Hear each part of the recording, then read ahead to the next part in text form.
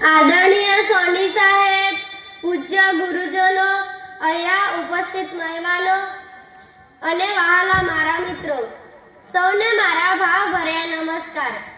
વિચારવા જેવી બાબત એ છે કે જો આપણે આજે જાગૃત ન થઈએ તો આવતીકાલ એ આપણા હાથમાં નહીં હોય.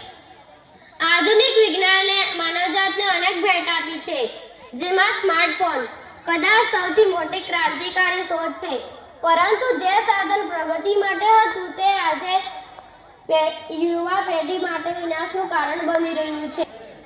આજના યુવાનોમાં મોટાભાગના સમયે પુસ્તકો કે મેદાનના બદલે મોબાઈલની તો ભવિષ્યનું ભારત શારીરિક અને માનસિક રીતે નબળું પડી શકે છે. આજના માનવ ભાગે કોઈ કુસંગ હે તો એ છે મોબાઈલ. કોઈએ કહ્યું કે મોબાઈલ એક અંગારા સમાન છે. શું તમે તમારા પોતાના બાળકના હાથમાં અંગારો આપો છો?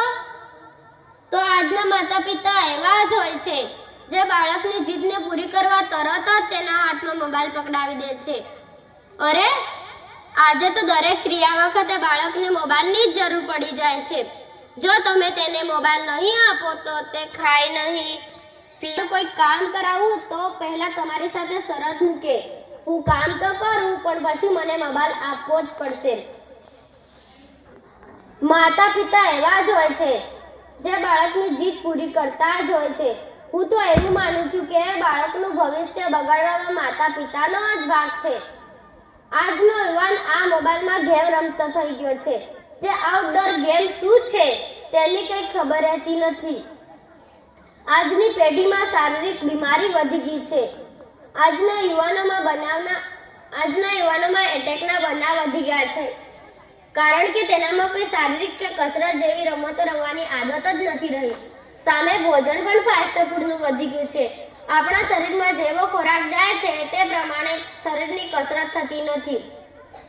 મોબાઈલનો અતિશય ઉપયોગના કારણે આંખોની નબળાઈ, ઊંઘનો અભાવ, ગરદનનો દુખાવો અને બેઠાડું જીવનના કારણે સ્થૂળતા વધી રહી છે.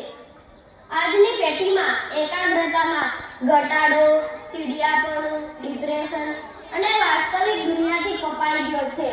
કલાકો સુધી સોશિયલ મીડિયા પર રીલ્સ જોવામાં કિંમતી સમય વેડફાય છે.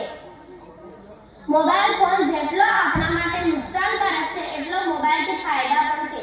મોબાઈલ દ્વારા તમે ગમે ત્યાં બેસીને દુનિયાભરની માહિતી મેળવી શકો છો.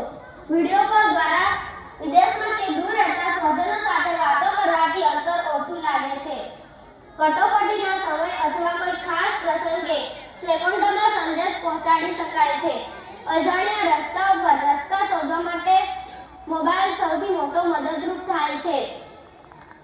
મોબાઈલથી બચવા કબડ્ડી કે ખોખો જેવી મેદાની રમતો રમવી જોઈએ, જેનાથી શારીરિક વિકાસની સાથે નેતૃત્વના ગુણો પણ ખીલે છે. વાંચનનો શોખ એ મોબાઈલના વ્યસનને દૂર કરવા માટે મદદરૂપ થાય છે.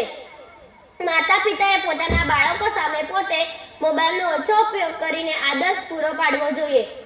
બાળકો સાથે સંવાદ વધારવો જોઈએ, જેનાથી બાળકો એકલતા નહીં અનુભવે અને મોબાઈલની તરફ ન વળે. મોબાઈલ એક ઉત્તમ સેવક છે પણ ખરાબ માલિક છે. જો યુવાનો મોબાઈલને પોતાનો માલિક બનાવી દેશે તો દેશનું ભવિષ્ય ધૂંધળું બનશે. 26મી જાન્યુઆરીના દિવસે આપણે બધા સંકલ્પ લઈએ કે આપણે બધા ટેકનોલોજીનો ઉપયોગ કરીશું, પણ તેનો ગુલામ નહીં બનીએ. સાચા જ ભારત મોબાઈલની નાની સ્ક્રીન પર નહીં પણ દેશના મેદાનો કે લાઇબ્રેરીમાં ધબકતું હોવું જોઈએ. છેલ્લે એક પંક્તિ કહીને મારી વાણીને વિરામ આપીશ. પુસ્તકોની મહેક છોડીને તું ક્યાં ખોવાયો છે?